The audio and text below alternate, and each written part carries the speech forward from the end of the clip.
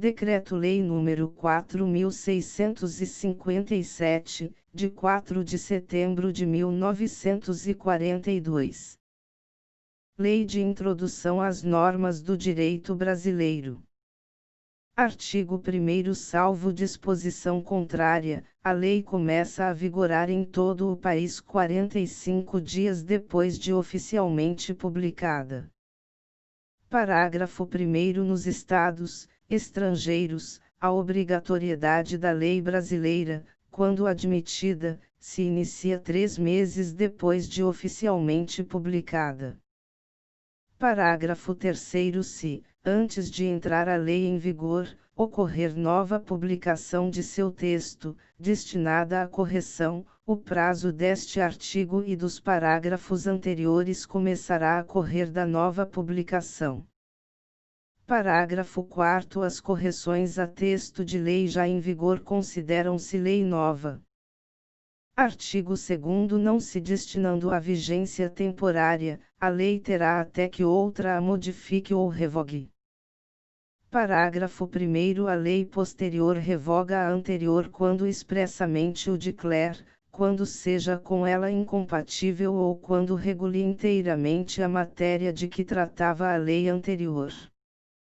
Parágrafo 2º. A lei nova, que estabeleça disposições gerais ou especiais a par das já existentes, não revoga nem modifica a lei anterior. Parágrafo 3º. Salvo disposição em contrário, a lei revogada não se restará por ter a lei revogadora perdido a vigência. Artigo 3º. Ninguém se escusa de cumprir a lei, alegando que não a conhece. Artigo 4º. Quando a lei for omissa, o juiz decidirá o caso de acordo com a analogia, os costumes e os princípios gerais de direito. Artigo 5º. Na aplicação da lei, o juiz atenderá aos fins sociais a que ela se dirige e às exigências do bem comum. Artigo 6º. A lei em vigor terá efeito imediato e geral, respeitados o ato jurídico perfeito, o direito adquirido e a coisa julgada. Parágrafo 1º. Reputa-se ato jurídico perfeito ou já consumado segundo a lei vigente ao tempo em que se efetuou. Parágrafo 2º. Consideram-se adquiridos assim os direitos que o seu titular, ou alguém por ele, possa exercer, como aqueles cujo começo do exercício tenha termo pré-fixo, ou condição pré-estabelecida inalterável, a arbítrio de outrem. Parágrafo 3º. Chama-se coisa julgada ou caso julgado a decisão judicial de que já não caiba recurso. Artigo 7º. A lei do país em que domiciliada a pessoa determina as regras sobre o começo e o fim da personalidade, o nome, a capacidade e os direitos de família. Parágrafo 1º. Realizando-se o casamento no Brasil, será aplicada a lei brasileira quanto aos impedimentos dirimentes e às formalidades da celebração. Parágrafo 2º. O casamento de estrangeiros poderá celebrar-se perante autoridades diplomáticas ou consulares do país de ambos os nubentes. Parágrafo 3º. Tendo os nubentes domicílio diverso, regerá os casos de invalidade do matrimônio a lei do primeiro domicílio conjugal.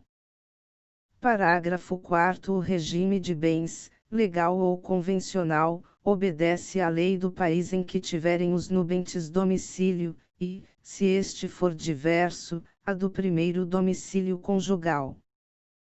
Parágrafo 5º. O estrangeiro casado, que se naturalizar brasileiro, pode, mediante expressa anuência de seu cônjuge, requerer ao juiz, no ato de entrega do decreto de naturalização, se apostilhe ao mesmo a adoção do regime de comunhão parcial de bens, respeitados os direitos de terceiros e dada esta adoção ao competente registro.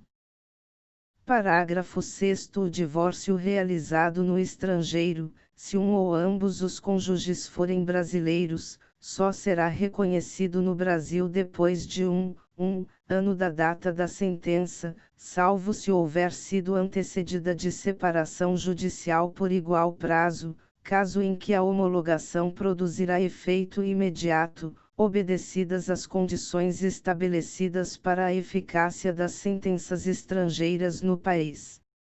O Superior Tribunal de Justiça, na forma de seu regimento interno, poderá reexaminar, a requerimento do interessado, decisões já proferidas em pedidos de homologação de sentenças estrangeiras de divórcio de brasileiros, a fim de que passem a produzir todos os efeitos legais. Parágrafo 7º. Salvo o caso de abandono, o domicílio do chefe da família estende-se ao outro cônjuge e aos filhos não emancipados, e o do tutor ou curador aos incapazes sob sua guarda. Parágrafo 8º. Quando a pessoa não tiver domicílio, considerar-se-á domiciliada no lugar de sua residência ou naquele em que se encontre. Artigo 8º. Para qualificar os bens e regular as relações a eles concernentes, aplicar-se-á a lei do país em que estiverem situados. Parágrafo 1º. Aplicar-se-á a lei do país em que for domiciliado o proprietário, quanto aos bens móveis que ele trouxer ou se destinarem a transporte para outros lugares. Parágrafo 2º. O penhor regula-se pela lei do domicílio que tiver a pessoa, em cuja posse se encontre a coisa apenhada. Artigo 9º. Para qualificar e reger as obrigações, aplicar-se-á a lei do país em que se constituírem. Parágrafo 1º. Destinando-se a obrigação a ser executada no Brasil e dependendo de forma essencial, será esta observada, admitidas as peculiaridades da lei estrangeira quanto aos requisitos extrínsecos do ato. Parágrafo 2º. A obrigação resultante do contrato reputa-se constituída no lugar em que residir o proponente. Artigo 10. A sucessão por morte ou por ausência obedece à lei do país em que domiciliado o defunto ou o desaparecido, qualquer que seja a natureza e a situação dos bens. Parágrafo 1º. A sucessão de bens de estrangeiros, situados no país, será regulada pela lei brasileira em benefício do cônjuge ou dos filhos brasileiros, ou de quem os represente, sempre que não lhes seja mais favorável a lei pessoal do de cujos. Parágrafo 2º. A lei do domicílio do herdeiro ou legatário regula a capacidade para suceder. Artigo 11. As organizações destinadas a fins de interesse coletivo, como as sociedades e as fundações, obedecem à lei do Estado em que se constituírem. Parágrafo 1º. Não poderão, entretanto, ter no Brasil filiais, agências ou estabelecimentos antes de serem os atos constitutivos aprovados pelo governo brasileiro, ficando sujeitas à lei brasileira. Parágrafo 2º. Os governos estrangeiros, bem como as organizações de qualquer natureza, que eles tenham constituído, dirijam ou hajam investido de funções públicas, não poderão adquirir no Brasil bens imóveis ou susceptíveis de desapropriação. Parágrafo 3º. Os governos estrangeiros podem adquirir a propriedade dos prédios necessários à sede dos representantes diplomáticos ou dos agentes consulares. Artigo 12. É competente a autoridade judiciária brasileira, quando for o réu domiciliado no Brasil ou aqui tiver de ser cumprida a obrigação. Parágrafo 1º. Só a autoridade judiciária brasileira compete conhecer das ações relativas a imóveis situados no Brasil. Parágrafo 2º. A autoridade judiciária brasileira cumprirá, concedido o exequatur e segundo a forma estabelecida pela lei brasileira, as diligências deprecadas por autoridade estrangeira competente, observando a lei desta, quanto ao objeto das diligências. Artigo 13. A prova dos fatos ocorridos em país estrangeiro rege-se pela lei que nele vigorar, quanto ao ônus e aos meios de produzir-se, não admitindo os tribunais brasileiros provas que a lei brasileira desconheça. Artigo 14. Não conhecendo a lei estrangeira, poderá o juiz exigir de quem a invoca prova do texto e da vigência. Artigo 15. Será executada no Brasil a sentença proferida no estrangeiro, que reúna os seguintes requisitos: a. Haver sido proferida por juiz competente. b. Terem sido as partes citadas ou haver-se legalmente verificado a revelia. c. Ter passado em julgado e estar revestida das formalidades necessárias para a execução no lugar em que foi proferida. d. Estar traduzida por intérprete autorizado. e. Ter sido homologada pelo Supremo Tribunal Federal. Vide artigo 105, e da Constituição Federal. Artigo 16. Quando, nos termos dos artigos precedentes, se houver de aplicar a lei estrangeira, ter-se-á em vista a disposição desta, sem considerar-se qualquer remissão por ela feita a outra lei. Artigo 17. As leis, atos e sentenças de outro país, bem como quaisquer declarações de vontade, não terão eficácia no Brasil, quando ofenderem a soberania nacional, a ordem pública e os bons costumes. Artigo 18. Tratando-se de brasileiros, são competentes as autoridades consulares brasileiras para lhes celebrar o casamento e os mais atos de registro civil e de tabelionato, inclusive o registro de nascimento e de óbito dos filhos de brasileiro ou brasileira nascido no país da sede do consulado. Parágrafo 1º. As autoridades consulares brasileiras também poderão celebrar a separação consensual e o divórcio consensual de brasileiros, não havendo filhos menores ou incapazes do casal e observados os requisitos legais quanto aos prazos, devendo constar da respectiva escritura pública as disposições relativas à descrição e à partilha dos bens comuns e à pensão alimentícia e, ainda, ao acordo quanto à retomada pelo cônjuge de seu nome de solteiro ou à manutenção do nome adotado quando se deu o casamento.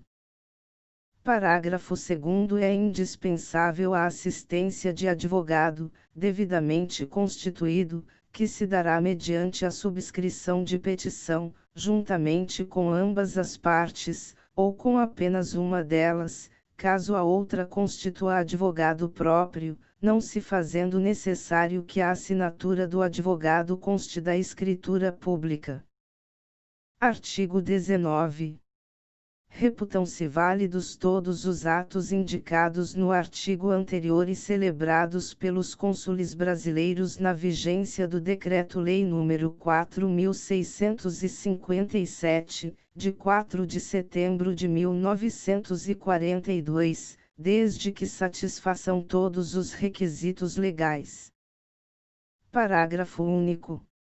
No caso em que a celebração desses atos tiver sido recusada pelas autoridades consulares, com fundamento no artigo 18 do mesmo Decreto-Lei, ao interessado é facultado renovar o pedido dentro em 90 dias contados da data da publicação desta lei. Artigo 20. Nas esferas administrativa, controladora e judicial, não se decidirá com base em valores jurídicos abstratos sem que sejam consideradas as consequências práticas da decisão. Parágrafo único. A motivação demonstrará a necessidade e a adequação da medida imposta ou da invalidação de ato, contrato, ajuste, processo ou norma administrativa, inclusive em face das possíveis alternativas. Artigo 21. A decisão que, nas esferas administrativa, controladora ou judicial, decretar a invalidação de ato, contrato, ajuste, processo ou norma administrativa deverá indicar de modo expresso suas consequências jurídicas e administrativas. Parágrafo único. A decisão a que se refere o caput deste artigo deverá, quando for o caso, indicar as condições para que a regularização ocorra de modo proporcional e equânime e sem prejuízo aos interesses gerais, não se podendo impor aos sujeitos atingidos ônus ou perdas que, em função das peculiaridades do caso, sejam anormais ou excessivos. Artigo 22. Na interpretação de normas sobre gestão pública, serão considerados os obstáculos e as dificuldades reais do gestor e as exigências das políticas públicas a seu cargo, sem prejuízo dos direitos dos administrados. Parágrafo 1º. Em decisão sobre regularidade de conduta ou validade de ato, contrato, ajuste, processo ou norma administrativa, serão consideradas as circunstâncias práticas que houverem imposto, limitado ou condicionado a ação do agente. Parágrafo 2º. Na aplicação de sanções, serão consideradas a natureza e a gravidade da infração cometida, os danos que dela provierem para a administração pública, as circunstâncias agravantes ou atenuantes e os antecedentes do agente. Parágrafo 3º. As sanções aplicadas ao agente serão levadas em conta na dosimetria das demais sanções de mesma natureza e relativas ao mesmo fato. Artigo 23. A decisão administrativa, controladora ou judicial que estabelecer interpretação ou orientação nova sobre norma de conteúdo indeterminado, impondo novo dever ou novo condicionamento de direito, deverá prever regime de transição quando indispensável para que o novo dever ou condicionamento de direito seja cumprido de modo proporcional, equânime e eficiente e sem prejuízo aos interesses gerais. Artigo 24. A revisão, nas esferas administrativa, controladora ou judicial, quanto à validade de ato, contrato, ajuste, processo ou norma administrativa cuja produção já se houver completado levará em conta as orientações gerais da época, sendo vedado que, com base em mudança posterior de orientação geral, se declarem inválidas situações plenamente constituídas. Parágrafo único. Consideram-se orientações gerais as interpretações e especificações contidas em atos públicos de caráter geral ou em jurisprudência judicial ou administrativa majoritária, e ainda as adotadas por prática administrativa reiterada e de amplo conhecimento público. Artigo 26. Para eliminar irregularidade, incerteza jurídica ou situação contenciosa na aplicação do direito público, inclusive no caso de expedição de licença, a autoridade administrativa poderá, após oitiva do órgão jurídico e, quando for o caso, após realização de consulta pública, e presentes razões de relevante interesse geral, celebrar compromisso com os interessados, observada a legislação aplicável, o qual só produzirá efeitos a partir de sua publicação oficial. Parágrafo 1º. O compromisso referido no caput deste artigo.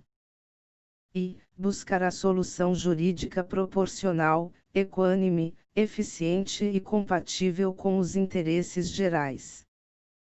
Terceira, não poderá conferir desoneração permanente de dever ou condicionamento de direito reconhecidos por orientação geral. Quarta, deverá prever com clareza as obrigações das partes, o prazo para seu cumprimento e as sanções aplicáveis em caso de descumprimento. Artigo 27. A decisão do processo, nas esferas administrativa, controladora ou judicial, poderá impor compensação por benefícios indevidos ou prejuízos anormais ou injustos resultantes do processo ou da conduta dos envolvidos. Parágrafo 1º. A decisão sobre a compensação será motivada, ouvidas previamente as partes sobre seu cabimento, sua forma e, se for o caso, seu valor. Parágrafo 2º. Para prevenir ou regular a compensação, poderá ser celebrado compromisso processual entre os envolvidos. Artigo 28. O agente público responderá pessoalmente por suas decisões ou opiniões técnicas em caso de dolo ou erro grosseiro. Artigo 29. Em qualquer órgão ou poder, a edição de atos normativos por autoridade administrativa, salvo os de mera organização interna, poderá ser precedida de consulta pública para manifestação de interessados, preferencialmente por meio eletrônico, a qual será considerada na decisão.